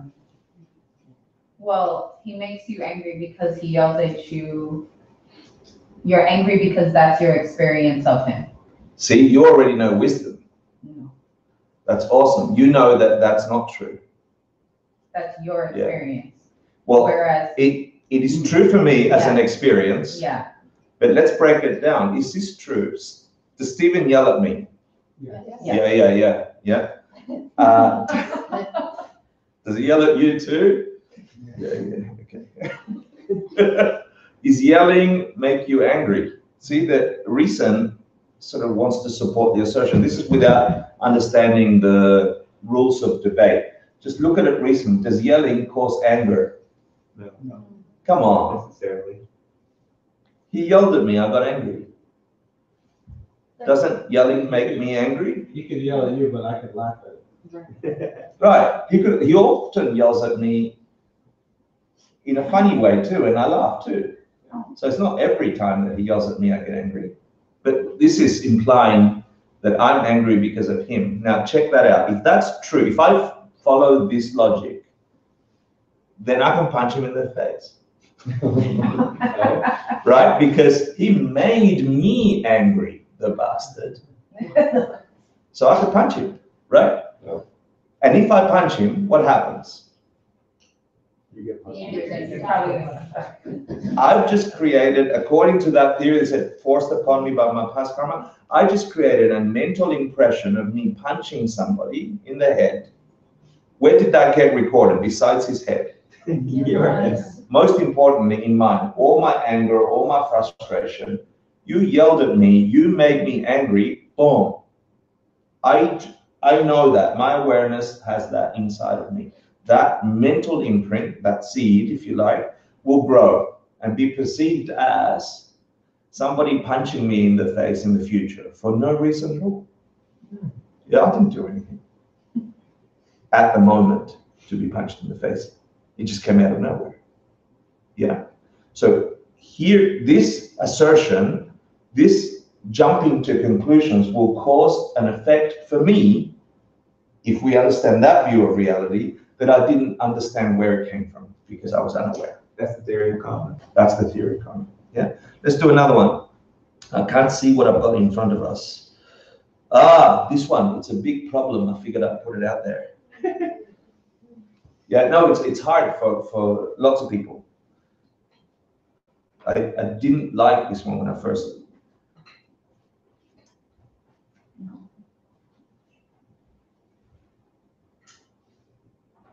What do you think of that one? So consider an all-loving God, creator God. Yeah, they didn't create this world. The all-loving God. The all-loving God. Oh, God, the plural. Like he or she. Yeah. That's the world. Yeah, I didn't want to say he because it could have been a she. Thank you. Because God gives babies cancer or terminal illness. Where's the problem there?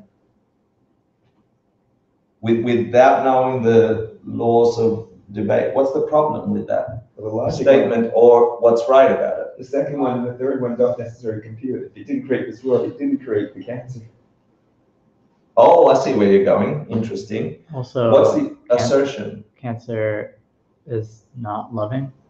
Right. So there's a disconnect. If it is, let's say he was or she was or they were a creator, they could create in a loving way. Why would they create cancer? That already puts a problem in your head, right? It lets you investigate our assumptions in a deeper way. Fair?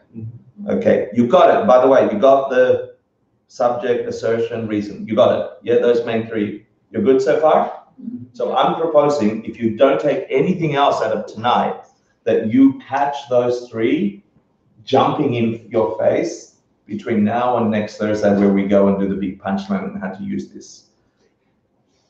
I propose that you will find many instances where you are feeling something and you want to jump to conclusions, and if you just do 2 breaths and go, hold on, what's my subject? What's my assertion here? And what's the reason that I'm proposing in order to excuse myself so I can behave in a certain way?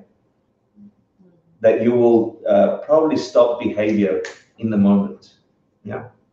So Earl said it before, the definition of a reason. Someone want to give me a definition of a reason?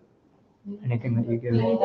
Anything at all that I want to call as a reason. In other words, I can say, consider the room, it's warm because cats. Cats is a reason. According to this, I can use that as a reason. Fair or not fair? It is a reason. It's just not a correct reason. Yeah? Is the room warm? No. Oh, that's right. Damn it. Is the room warm for Hector? Is the room warm for Hector? Here we go. Yes. Is it because of cats? No.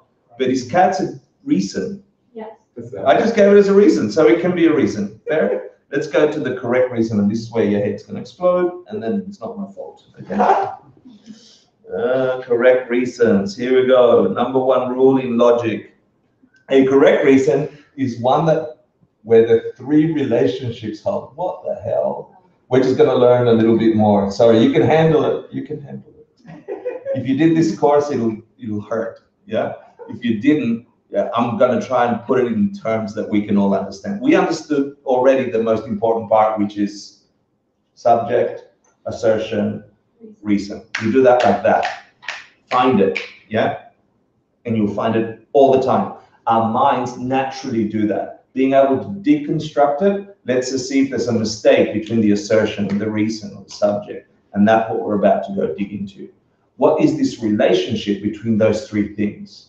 What is the relationship between an assertion and a reason or a subject? And in the rules of logic, here we go, the debate, we're going to figure it out. What does 3 relationships hold mean? I've put that first classical statement there, consider sound. It's a changing thing because it's made. We use that as our example, but we can put in other examples in that place. You good so far? Mm-hmm. Here we go. The first relationship says that if one, does 3 apply to 1? In other words, is number 3, and I've numbered them for you there, 1, 2, and 3, yeah? Is number 1 number 3, or does number 3 apply to number 1? In other words, is being a made thing applied to sounds? Are sounds made things? Yeah. Yes. Yeah? How do you know? Well, you make them. Yeah? Right? Yeah. Are sounds made things? You believe that, I believe that, that holds. Fair? Yeah. Okay, we got past 1. We've got 2 more to go, okay, which are easy. These are proving that because they are made is a valid reason.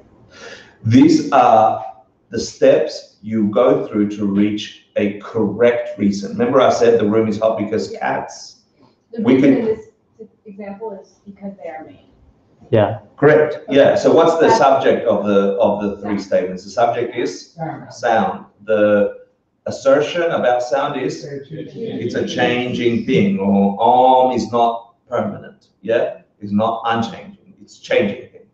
Why? Because you go We know that from experience, but this proves it through reasoning. Yeah. And why do we say it is? What's the reason? Because it's made. Because it's made. So here comes a more complicated subject, which is are made things, changing things, and we'll get to that. Yeah. So the first and the most important relationship that has to hold is, does 3 apply to number 1? Yeah. Made things, is sound made? Yeah. And the answer, we all said yes. if 3, then 2. If 3 is true, if we've asserted that 3 is true, then 2 must be true. In other words, if 3 is made thing, something that is made must be a changing thing.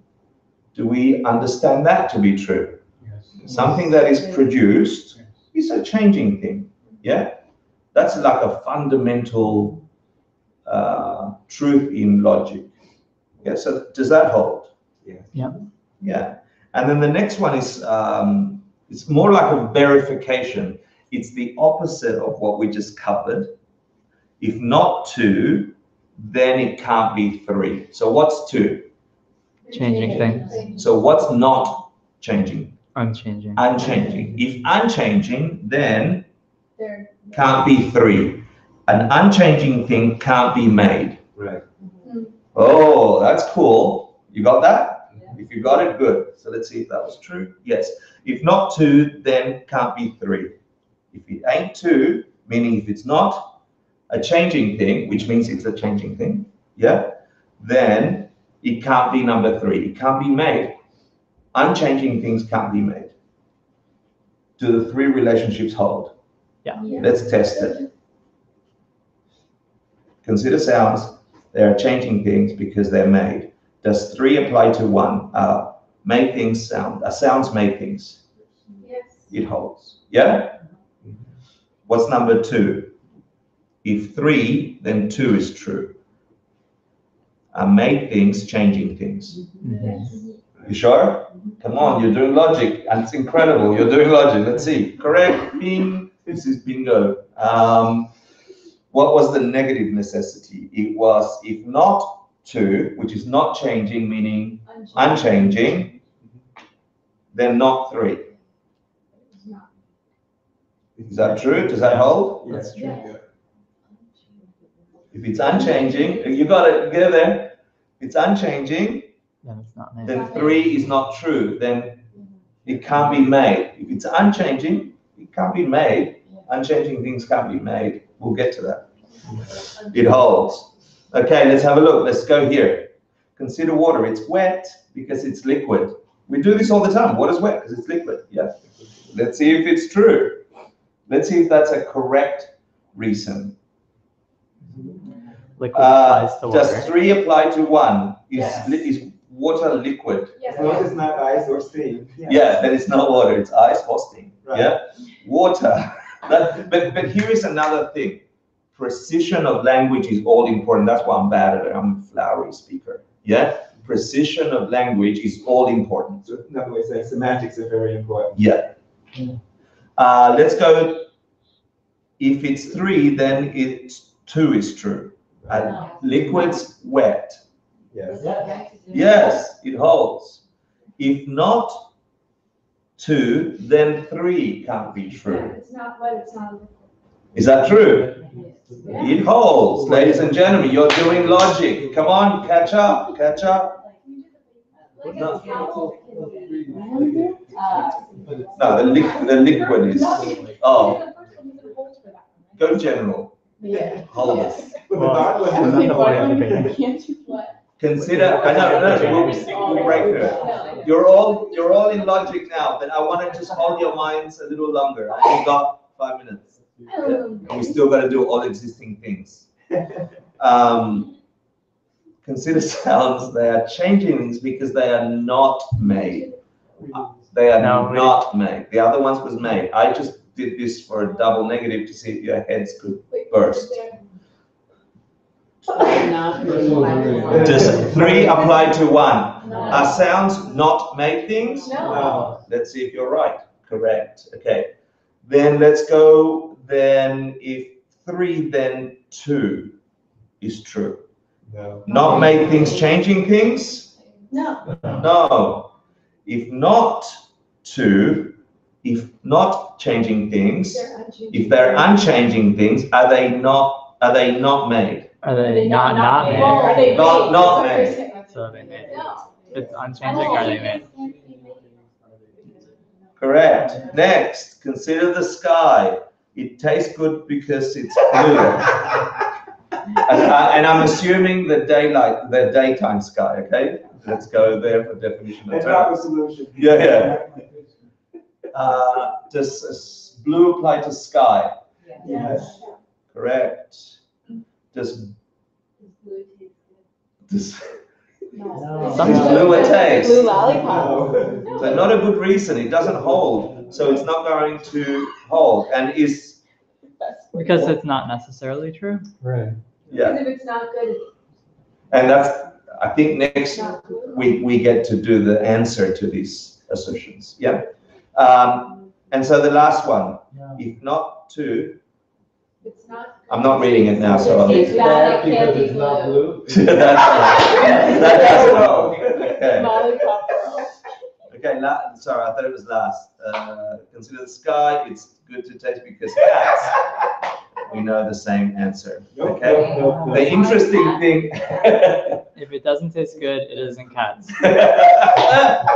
Not a good reason. It's not necessarily the case. So, my favorite. Consider Buddhism. It's the best religion because it's the one I follow. That's lots of people. Yeah.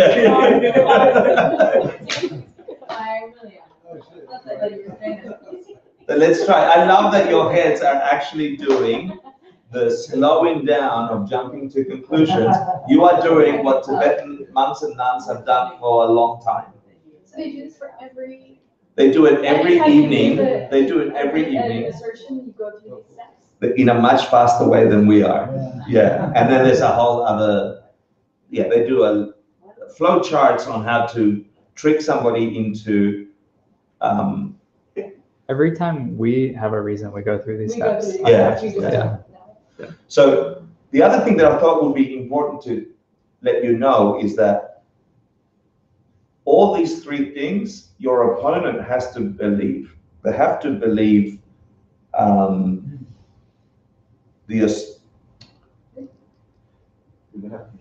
they have to believe those three things independently, and debating is helping them restructure them through logic to come to a new conclusion about those things. Yeah, so they believe in cats, and they believe in skies, and they believe in tastes. They believe that Buddhism exists, that it's a religion, and that I follow it. Yeah, so common ground, you're not allowed to debate somebody unless you have that common ground. Okay, let's see this one. Do I follow Buddhism? Yeah. Yes. If it's three, then two is true. Is everything I follow a religion? No. Is it the best religion? Oh, thank you. Is everything I follow the best religion? No. And let's try this one together. If not two, if it's the worst religion, Is it not the one I follow? is it not the one I follow? It could. It could, yeah. But they If have it's- to always. If it's not the best religion, Yeah, but I don't follow. is It's not the one I follow. it's not the one I follow. So that's That's true. true. I don't follow the. But it's not necessarily true. It's not necessarily, so you can't hold. Okay, cool. Let me I'll introduce this next class, but you've got enough. Do you have injected into your minds now a slowing down of your assertions, how you go around engaging with reality, and you were unaware that somewhere along those jumps of subject, assertion, and reasoning, somewhere along there we often make mistakes. Stephen doesn't make me angry. I got angry when he yelled. Yelling isn't the cause of my anger. Because someone's yelled at me going, "Hey, Hector, come have $1 million." I'm so excited. Yeah? The yelling and the anger are still real. It's not. Yeah, I'm not saying they don't exist. Yeah. The cause of is the problem. Yeah, we'll get to that. I love this chart and I hate this chart. Please. The fact that it exists blew my mind, and this will help you with reasons and debate and assertions. Yeah, it'll help you figure this out. So let's consider all knowable things. Yeah, can you group Is there such a thing as all knowable things? I guess so. Yeah. Yeah, we can conceive of, we might not know them, Oh, but there is everything, no? We call that universe, yeah. In the West, like we call that universe. They mean universe and more. I'm proposing this as a structure to divide. Can we divide all of existing things, all knowable things? We're going to divide them into two. Ready? Okay. Unchanging things, which is takpa, and mitakpa, changing things. That's fair to say, right? That out of everything, some things are changing and then the rest is not. Fair? I love it already and I hate it. Because all of existence is in this chart. And if you understand this chart and how the relationship between flows and works, you can then apply that to your logic and jumping to conclusions, and you will have the key to walking through this simulation by looking at the inner map rather than what's appearing in the illusion. Yeah. So I found these definitions and I thought it might help settle some inner debate that we have around what are unchanging things and changing things. So takpa, which is unchanging things, sometimes our teacher says translated as permanent, because permanent has some other implications. Takpa, unchanging things, are phenomena that do not arise through causes and conditions. It's not a gradual coming of something, yeah? Are not affected by other phenomena, so they're not changing. That's why they're called unchanging, yeah? They don't change moment to moment, and they don't produce effects in other things. There's only very few things in all of existence that are like that. I think there's only one thing, and it's not that. Interesting. It's not the term that Buddha gave us nirvana. Mm. So I can think of three things, okay, yeah, that are in that category, but we'll get to that. Just understand that there is a bucket of things that are unchanging. They're not produced. They don't create cause and effect like we understand them. Yeah. What falls into that category? Space.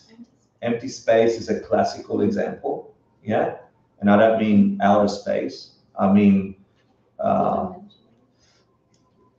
space this thing occupies is unchanging whether it's occupied or not occupied. The space is there, right? It's still there. It didn't change because something's in it. It didn't get displaced. It's not the air that got displaced. Yeah? That space in the universe, like the space that the world is sitting in, the coordinates, if you like, yeah? If we blew up the world, would be there, the space. That's the thing, if there was no Big Bang, there'd be no space, and the universe is expanding, so well, that is expanding, so we're not sure about that. Like we're guessing that. We can use this logic to get to the Big Bang. Yeah. So that's takpa. Mitakpa is changing, caused, produced. It has a knock-on effect. It produces an effect in something else. Yeah. And that's the great majority of all things for us sit in that space, right? This is a changing thing. This is a changing thing. This is a changing thing. I am a changing thing. My thoughts. Yeah, fair. Mm-hmm. So here are some subcategories of mitakpa. You see this in, anyway, you can make that correlation. There's matter or form and mental. So there's physical and mental. You did it in the last class, right? We went to the lowest common denominator of all physical stuff. We called it atoms. We went to the lowest common denominator of all mental stuff. We call it moments of awareness, yeah? And then there's the space in between that is neither that nor that,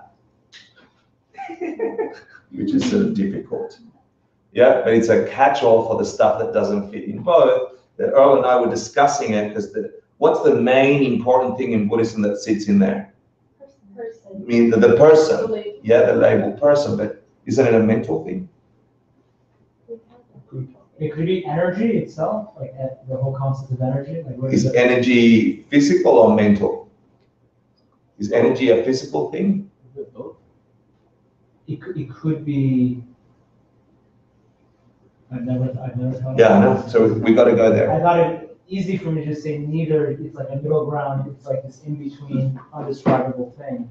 So know that the chart exists and there are lists of things that fit into these. I don't know all the things, but it's a really good way to use this chart to then be able to debate with somebody who agrees with this chart with you. Yeah. In the physical place, we got your sense powers, like the stuff inside of you, and then the stuff outside of you. Yeah, so there is stuff outside, Michael, in the form, in the physical stuff. I'm surprised the sense powers are in that category. It's I like would think your, they would be in mental events. it's like your optic nerve. Yeah, Like your eardrum or something, Yeah. or your eyeball or something. your eardrum, the back of your, the Right. stuff that catches or engages, and then Right, so it's not the perception itself, Right. it's the physical. that's a mental thing. Yeah, so, and it's for that purpose, to separate Right. the physical from the mental. Like light coming through this object, is it a light bulb or is it something else? It's not dependent on the eyeball. Right. Dogs have eyeballs, but it's dependent on the something else. Yeah, and that's where it gets really useful. Data came in through the sense powers. We can tell the dog saw light, but why aren't they perceiving projector? Right. Something in their mind is doing that. Yeah. So the mind of yourself and others. And then last thing, 2 minutes, the worst thing and the best thing. Having used your understanding of how we come to conclusions, the logic that we just worked with, investigating our perceptions of the world, just like we did just now with light, yeah, in all of existing things. You then begin to look at mental events that connect with physical stuff. And using logic, you can unlock the key to the suffering we are stuck in, the thing that binds us here. And this is the study of Chi-Chedra. And more on that next week, but the taste bud is that Hundrup is this spontaneous emanation of an enlightened being, that a being in enlightenment is, in a state of enlightenment, is without effort projecting everything to every corner of the universe. Not because they are saying, oh, somebody's suffering over there, I'm going to be a cake. It's not like that, right? It's like as soon as that is there. That's that energy, that force of a mind that perceives itself being that. To be that, you have to be a Buddha. To be a Buddha, you have to have reached enlightenment or nirvana, yeah? To do that, you have to have the direct perception of emptiness. You have to have your mind engaging with ultimate reality in a visceral way. To do that, you have to get there intellectually first. And to get there, you have to have this thing called Chuchok. You have to have the highest, what's Chuchok? Highest Dharma, highest object. Yeah? It means the highest perception you can have in this nominal world, which is, for those of you who have been here, the direct perception of dependent origination. How come the light meant projector for me and something else for the dog? What is it about my mind that some mental picture of projector appeared when that went through my sense power, but the dog, it's something else? What is it that makes it that? So the direct perception of dependent origination is when you recognize, and the study of Chi-Chedra is when you recognize that you are dealing with your mental constructs of a reality that is not what your mental construct is. Your mental construct of projector is an image in your mind. It's a mental picture labeled or put upon a bunch of sense data that doesn't have that nature. There's no projector over there. Where did projector come from? If you slow it right down, the study of Chi-Chedra will wake you up to see and experience how our minds are forever labeling and creating realities that are not the reality. And in that, we make the mistake. To get there, you have to use logic and reasoning. To get there, you have to break your habitual misunderstandings that Stephen got you angry when he yelled. That this is that because of that. You have to get there.